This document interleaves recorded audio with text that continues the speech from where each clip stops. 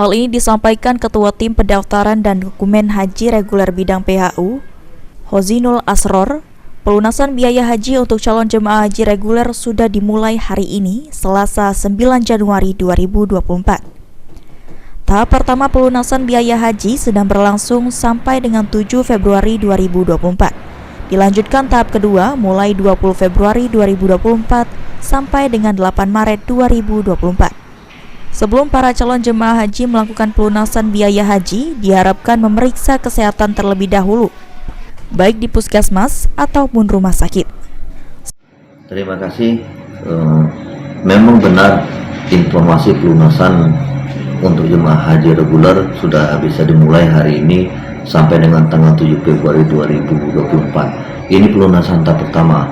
Sedangkan tahap kedua, pelunasan tahap kedua dari tanggal 20 Februari sampai dengan 8 Maret 2024. Walaupun demikian, kita masih tetap menunggu Kepres dan KMA. Kepres tentang besaran pelunasan dan KMA tentang kuota jemaah haji, pelunasan jemaah haji. Dan sebagai informasi bahwa pelunasan kita ini untuk embarkasi Palembang, informasi dari pusat sebesar Rp53.143.134. Itu besaran MIPI. Berarti biaya yang harus dibayar jemaah ya dikurang dengan setoran awal 25 juta, berarti kisaran 28.950.000 itu yang ini. Tapi dengan catatan jemaah yang akan melakukan pelunasan terlebih dahulu harus memeriksa kesehatan untuk mendapatkan istiqoah, dan bagi jemaah yang sudah mendapatkan istiqoah baru bisa dia dapat melunasi.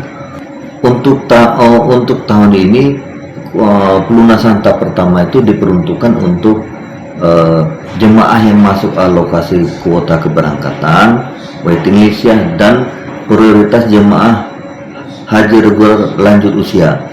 Nah, jemaah haji reguler lanjut usia ini kuota untuk usia ini sebanyak 351 orang, berusia paling rendah 83 dan yang tertua 102.